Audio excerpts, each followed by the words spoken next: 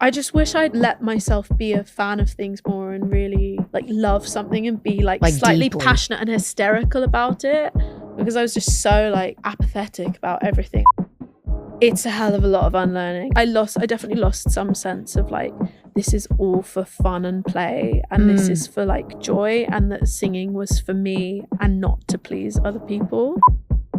I just love putting stupid samples for like sentimental purposes. I'm sentimental in that way of like references that like nobody else might get, but it's for you. It's for me. You're making music for you again. Yes, exactly. Yeah. And that's like that's a nice feeling.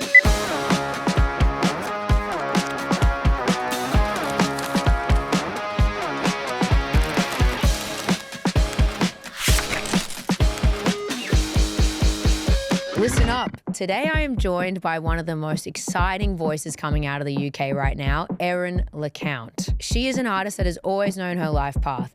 At 8, she was writing songs. By 9, she was performing live. And by her early teenage years, was on television in front of millions. But that exposure meant that the world had an opinion on her. And instead of letting that define her as an artist, Erin took that and decided to make music on her own terms. She has no formal training. She is a one-man band and all fully self-produced. She's a force to be reckoned with.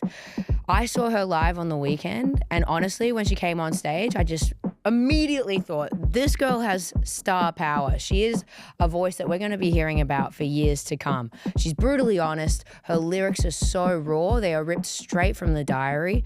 Her stage presence is just magnetic, and you're going to see that in this interview. If you like Florence and the Machine, Kate Bush, Caroline Polachek, this is your new favorite artist. Let's get into it. It's Erin LeCount with me, Ash McGregor, on Listen Up. Erin LeCount, welcome to the podcast. Hello, thank you for having me. I've been so excited to have you in. I am such a big fan, and we got to celebrate. It's the end of your Paradolia tour. It is indeed. I mean, I've not been in like a podcast like really filmed setting like this. This Oh, is no. like Your quite a first fun one. celebration. Yay. Like, yeah, I turned on the fireplace for you. yeah, like this is cozy. It's Roast been your like a hands. lot of like cold rooms and touring and Yeah. I know Australian winter, which There's nothing for is you. nothing for us, but I appreciate the fire and the like cozy winter vibes. Of course. Well, I mean, now you can just like chill out and relax. And this is like my lounge is your lounge, man. We can hang out. How did you celebrate your last show? We actually went to gay club, Oh, saw some drag. fuck yeah. We had like the last show was like in the middle of the afternoon. I didn't know that. Well, everyone told me when we were doing tour and when they were booking the shows, they were like, oh yeah, it's a matinee show. And I was like, is that a thing in Australia? And I'm pretty sure everyone around me went, yeah. And then I got here and everyone was like, Is it a thing in Australia? Everyone was like, Matinees? that's not a thing here. So I think I was lied to. Yeah. On the basis of King getting me to say yes to a matinee show.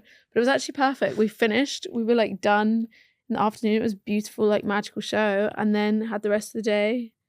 And I got ready. I got my glitter on.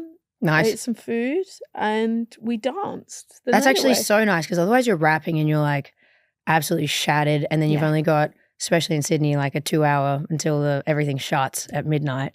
London is the same. Oh, really? Yeah. You have curfew? Yeah. Like, How lame is it? It's not my favorite. No. But also, I've been like a 10 p.m.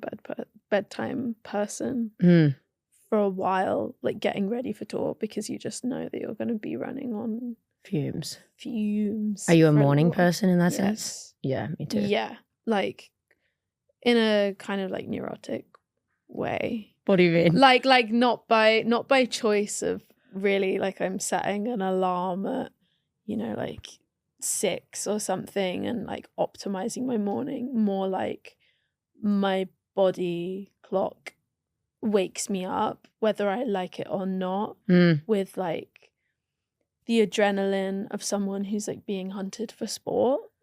Oh, what Like the it's hell? like it's like intense. That sounds not nice at all. What It's- time is it waking you up?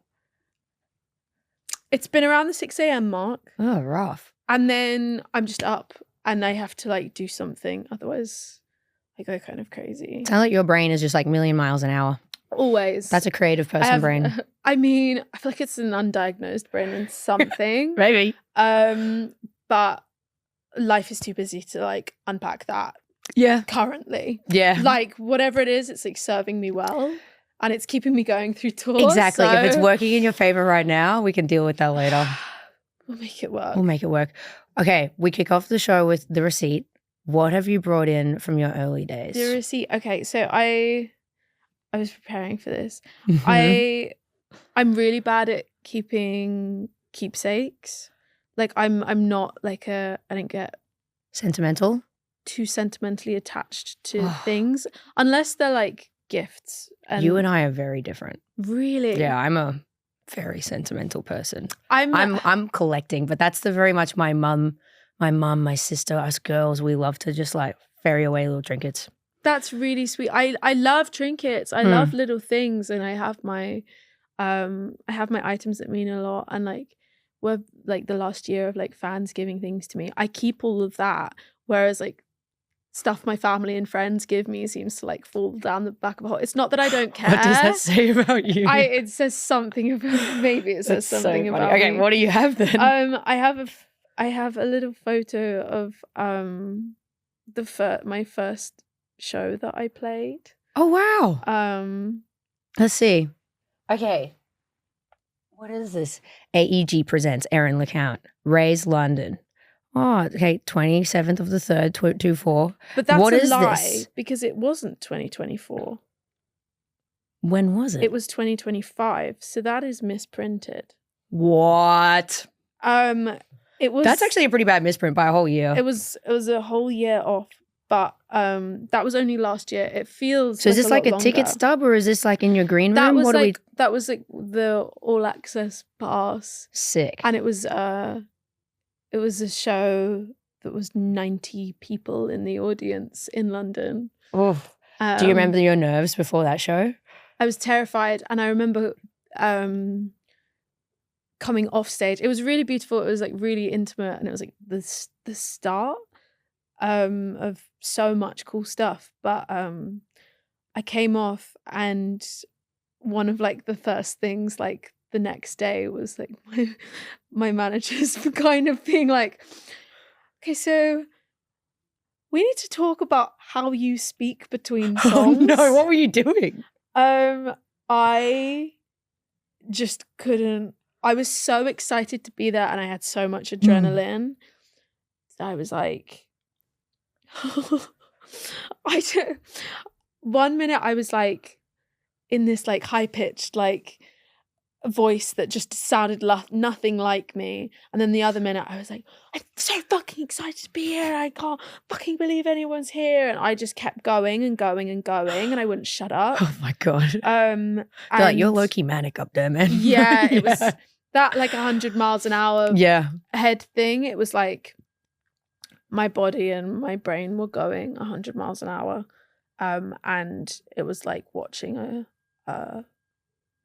was like probably watching a car crash, and then I'd lock into a song and like sing, and it would be not a different person, but I've definitely had to like ground into being like human on stage. So did you have to like, did they train you? What was the aftermath of that? No. Were they like, all right, we need to map out what you're saying. We got to script some stuff. Or are you off the cuff? I've been sent to a few things that they'll never describe as media training to me directly, but I feel like it kind of is. Yeah, I see through the guys. I did like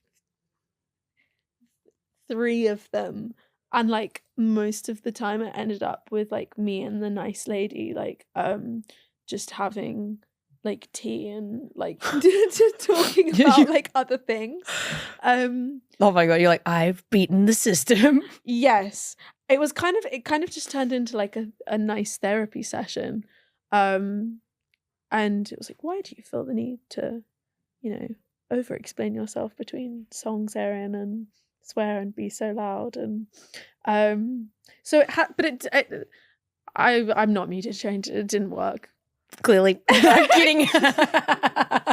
I love that. That's so coming funny. across. Because also, like, that's the charm of your music, though, is that you're so wear your heart on your sleeve. So I think if you were to then be pretty cold between songs, everyone would be, it would be such a disconnect, right?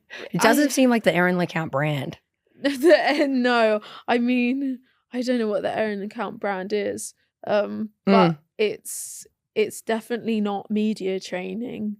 And I think as a person, I'm I don't know, I struggle to have a facade. I'm either like on and really excited and like 100% there and in it, or I'm mute. I'm glad you're not mute today. There's no in between. But I think also, like, in the pop world, there's two types of pop artists, right? There's the pop star that's very manicured, pristine, like their life is amazing and everything is aspirational, like Dua Lipa, right? You go, she doesn't sing about anything where she's having like real life problems. And then there's the other pop star that's like has a messy edge about them and they're like very in tune with who they are as a person and they're not afraid about it. And I think that's where you're so magnetic in that sense and so real and authentic and why people are so drawn to this these days. I think like I definitely envy some of the people and artists I know that manage to keep more of like a separation. I think that's like a real skill and a discipline. And they keep more for themselves. However, it's just not been your way. It's not been my way, and it's never been my way in like anything I do. I think like by nature, I'm just like a very obsessive person. Yeah. And I don't know. Yeah, like heart is on, when my heart's like on my sleeve, it's like out there. Are you like that in relationships with people as well? See, I'm the complete opposite. Really? I wouldn't think that. It's been like, I feel like personal relationships, I'm way more just I wear my heart on my sleeve and I'm so passionate about like music and work and my like friends and like platonic love and my family and everything like that and the people around me. Romantic relationships are like arm's length for me. I'm like, scary. Yeah. I'm just like so in love with like the pieces of my life that are already there. I'm like, please don't come and like fucking invade it. Like, I'm the kind of person who I'm like, I'm not going to tell you what I'm thinking at any given moment unless I know for a fact. I think I'm the type of person who, if I say a feeling that I'm not 100% sure on, then I'm planting a feeling in my head. And so I don't wear my heart on my sleeve. And it's very annoying for people. I think we're probably similar in that sense. Romantic relationships are an arm's length thing for me. I hear that. Me too. Right now in this chapter of my life, whatever that is. We're very similar. Do you find with your music, because you are written from a diary, your songs, that when you're writing and you're about to release, you're going, oh shit. People about to read my diary. There's always like one moment, because I write the songs and I make them and then you sit with them for a considerable amount of time while they go through, you know, like final, whilst you're working on like the final production touches, and then everything has to go through a process. So you kind of get used to hearing it, and it's not until it's that first time that you like play it for people that you know, whether it's like family or friends or like a close team of people, and you'll sit there and you'll like press the space bar and the song will play, and it's like you're hearing it for the first time and you're like, fuck, I can't believe I've just like said that. And there is a moment that it's really scary, and then I don't know, something happens when it comes out, and then for me at least, when other people relate to it, they tend to relate to the most random, specific things that you would never expect. But when that happens, I almost feel like my hands are washed of it. I'm like, okay, it doesn't like belong to me anymore. That's so cathartic. It's really nice. There is a moment where you're like, oh my God, everyone's gonna perceive like this lyric to be about this, and this is gonna make me look this way, and should I take it out? And then it comes out and you realize that's so self-absorbed. Everyone just listens to music and is just moved by like their own experiences of their own life that they relate that song with. And maybe some people are analyzing of like what that means to me, and that's beautiful as well. But most of the time, you know, that feeling's going to spark something completely different in someone else. It's like not about me anymore. Yeah, it's escapism for so many people. Yeah, exactly. And so it's nice to, I don't know, you fear it. You've and then come you let full it circle. go. Yeah, You go through a period of like, what the fuck? And then you go, nope, worth it. worth it. Yeah, Every and then time you play it's it at worth it. shows and stuff, and you're like, oh, this was so worth it. Oh, Like all this like pent up emotion, that it's always the line that you like wish, it's always the line that you think maybe I should take this out, that like people will like shout the hardest at shows and stuff as well, because for that reason I think people can tell when you're like honest on the edge of it being like too a much. bit like painful. What line comes to mind when you say that? There's a song called Alice that I wrote about someone I really loved and someone was really close to, and like a sort of like competitive, loving, strange, like toxic just enmeshment that we had. And there are so many lines in that song that I just watch like girls down the front like scream with their whole heart, and I'm like, it's so much Worth more of it. a universal like experience than we think it is. Yeah, every line in that song. There's a line in a song of mine from like an earlier EP that I was always going to take out because I thought it was, I wrote "To ache is to be alive," and then I was like, that sounds like I'm trying to be like biblical or some shit. I was like, that has to come out. And for some reason I kept it in, and it's like I've had so many lovely, sweet people like come up to me at shows, like, and it's like tatted on their arms or like their chest, and it's Wow. it's like, it's really beautiful, it's really funny. It's the lines that you think like, oh, is this too much? Am I like trying too hard? Or But it's the most profound. It really hits them. Yeah. Who's the first person you show your music to? The first person I show my music to? Yeah, who's your go-to? Her. First person I show my music to. Never my family. Why is that? Because they'll either ask questions that I don't want to answer about the song. Like, I'm like, they can never take it at like face value. They're obviously listening like as my parents. And also I love them with all my heart, but I don't trust their taste. And Love you guys. if like it's the ones that I play them, I'm like, this is amazing, I love this so much. They're like, yeah, like happy for you. Happy for you. You're like, fake. I'm You're like, lying. I can tell you hate it. And it's the ones that I end up hating, that they're like, this is my favorite from you. Like, we just have different tastes.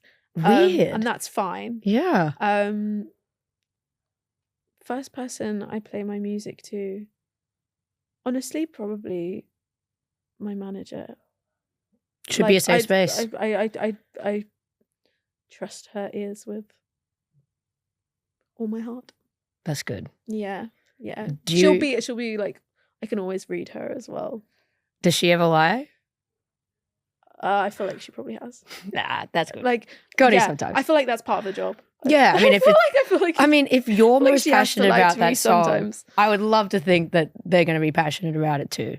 Yeah, we have a mutual trust. We have a mutual trust that, like, I don't know, maybe you don't get it now, but if you see potential in it, I trust you. That's good.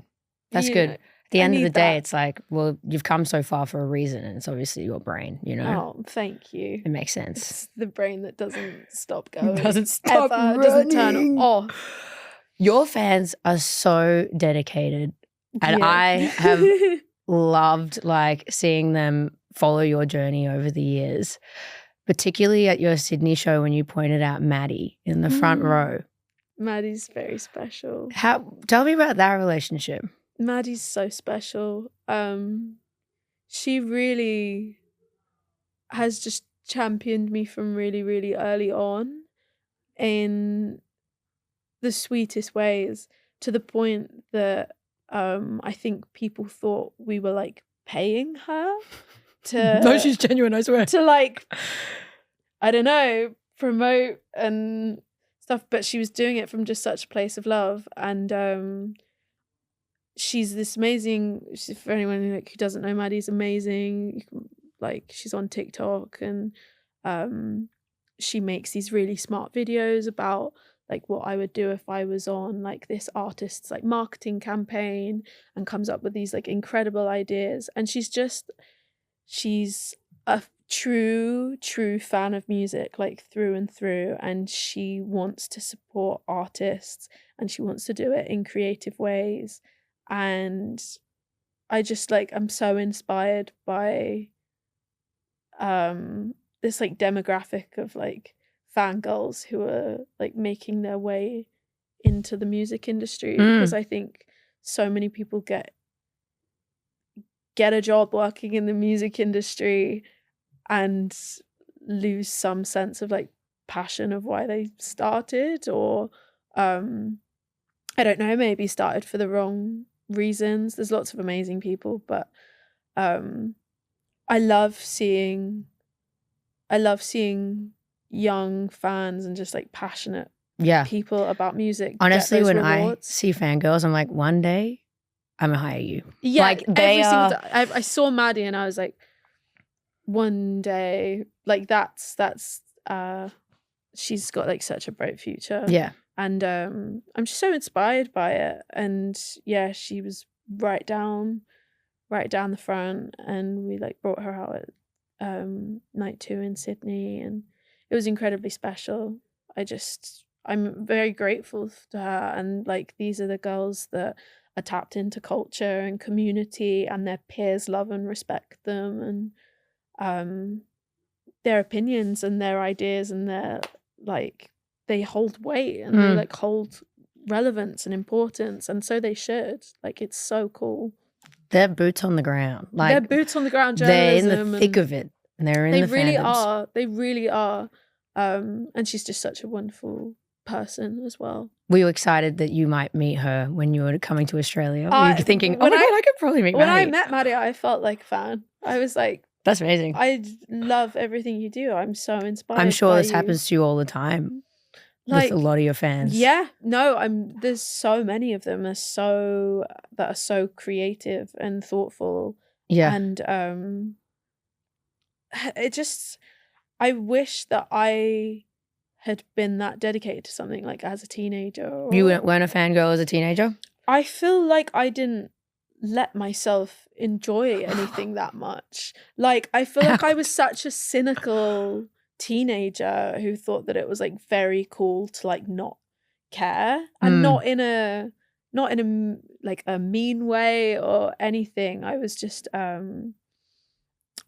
never really got on with like school very well, and it wasn't for me, and I kept to myself very much, and loved music and loved everything, but I didn't understand that that was like a valid interest, and that there was like community, and you could make friends through that and stuff. And I just wish I'd let myself be a fan of things more, and really like love something and be like slightly deeply passionate and hysterical about it, because I was just so like apathetic about everything. I was like, what's nice though is now you don't have this internet history that people can look up and be like, wow.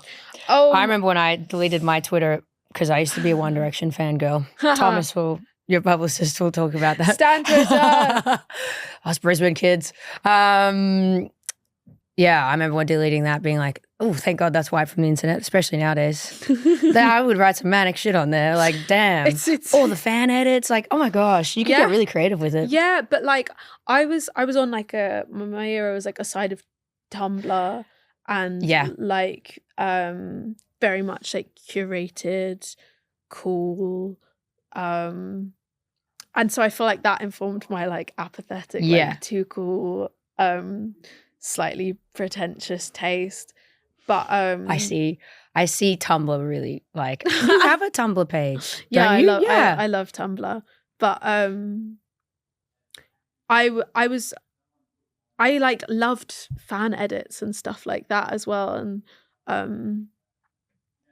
I was always like just on the edge of like Stan Twitter and Tumblr and like these fan communities, but I weren't in the just thick of never like let myself into the thick of it. I was always just like an observer, like the whole way through my teens, and I wish I'd like thrown myself into like loving things hysterically more. That's all right, because now you're in it. Now I throw myself hysterically into loving things. It's good. Very much. I'm making up for lost time. Good. Shall we pick a box? Do you want to pick a red or blue box? Yes. I can't remember which one is in which as well. So okay. One more thoughtful, one more fun. One more thoughtful. One is more fun. Both are good options, and I'm drawn to blue. All right, let's go. I do the unboxing. I hope. Okay. I wonder what one it is.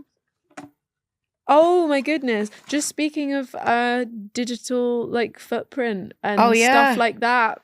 This one, the more thoughtful. More thoughtful. What did being on The Voice Kids give you, and what did it take away from you? Damn. Honestly, that is a fateful box to open. It gave me like it gave me like a head start into performing live, and it made me realize how much I love performing live for people. It made me realize that music is sometimes a sport, and you really are like an athlete, and you have to train and work incredibly hard, which is quite a harsh lesson to learn. This isn't just like it's a harsh lesson to like learn that young, but I'm grateful for it now. And what did it take away from you? I lost some sense of like as I said, that's like quite a harsh lesson to learn. I definitely lost some sense of like, this is all for fun and play, and this is for like joy, and that singing was for me and not to please other people. And I think, throwing yourself into something and loving something, what we were talking about, like so passionately and hysterically, I definitely, after that experience, I was like way more concerned about the technicalities of music and singing, and was I doing it right or wrong, as opposed to like, am I doing this because I like love it? And so I had to like re-find a little bit of love. I think that's so interesting, having a right and wrong, also coming from a person who like wasn't formally trained, because you've probably always approached music as like, how do I feel about it? Yeah. And now there is a black and white side to it, and you're in such a malleable age. Yeah, it's I think nowadays like imperfection and emotion and sort of like messy edges of everything that I do seems to be where things resonate the most with people. That's a lot of unlearning. It's a hell of a lot of unlearning. And I think I had that experience really young, and it was definitely a lot, but it taught me so much about that this should be playful. And so I feel like I've come back to almost like being a child again, especially doing the shows. And what we're saying about like throwing yourself into things hysterically, that's a very like childlike way to be. This seems like your new motto. But yeah, I mean, I just want to throw myself into everything hysterically. This is great. That's the intention. That's good.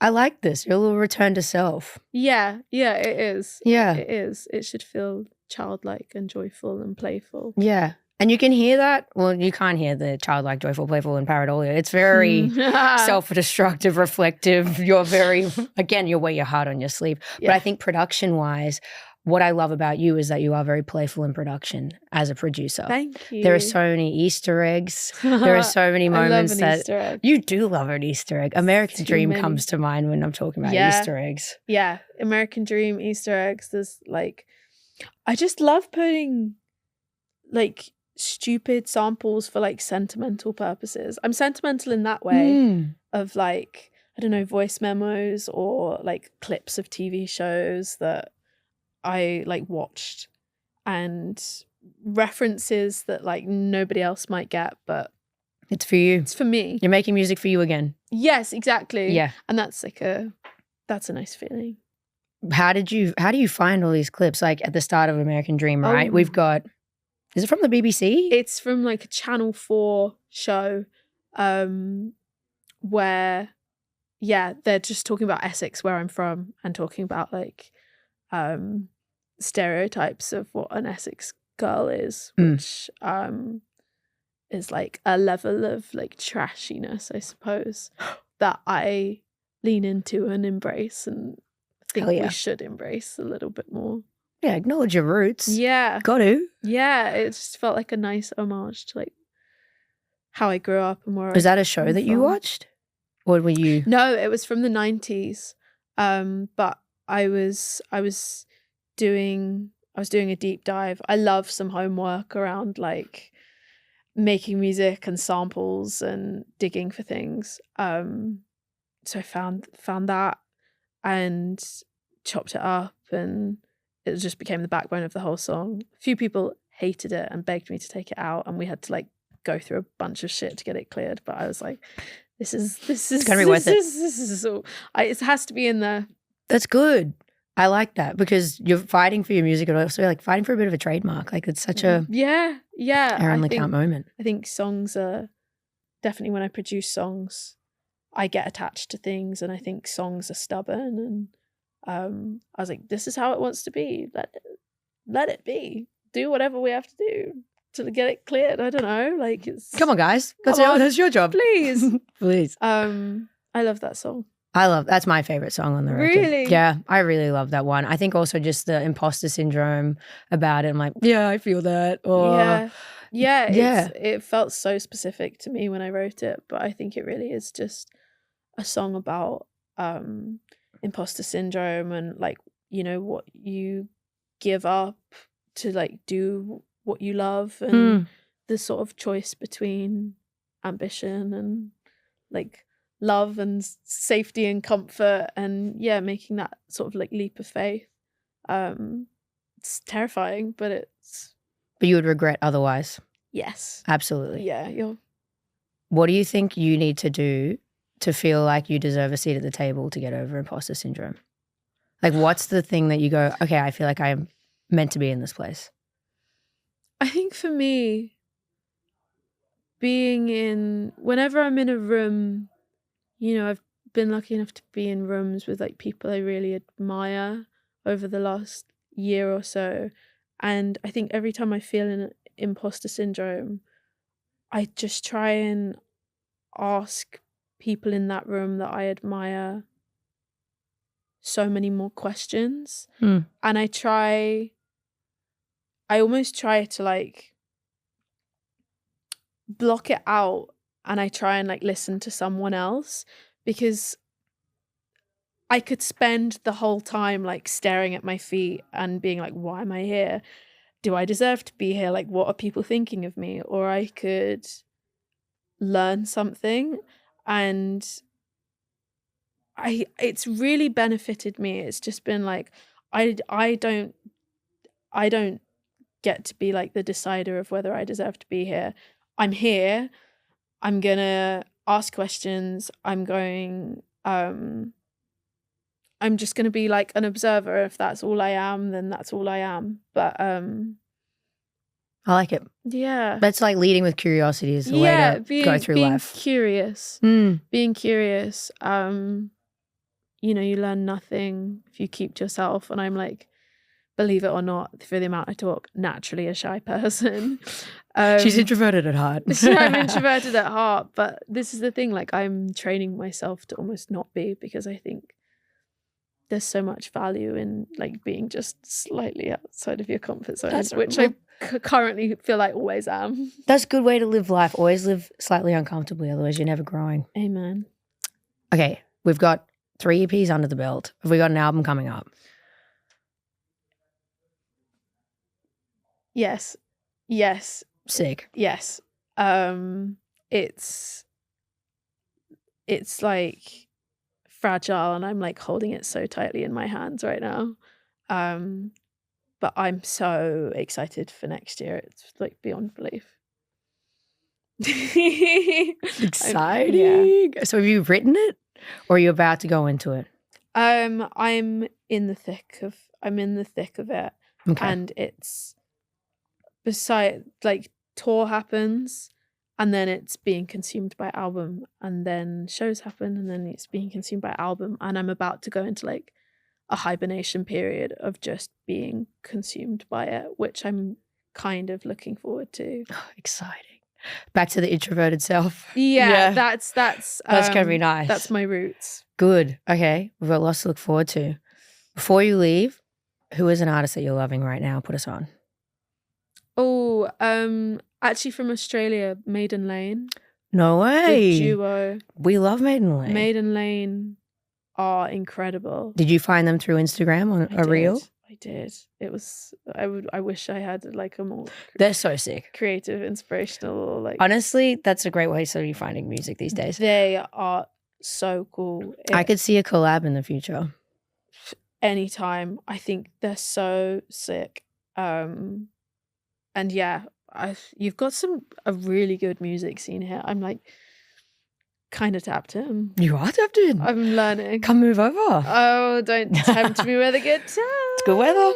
I dare say better than Essex. Probably. God knows what it is in Essex right now. Yeah. Oh, probably sunny actually if it's winter here. Probably nice. Let's be real. Dude, thank you so much for coming on the podcast. Thank you for having me. It's a pleasure. Yeah, so nice to hear where you're at in life, and I'm excited for this hibernation. I can't wait to see what you create. I can't wait for hibernation. Yeah. But thank you. All good.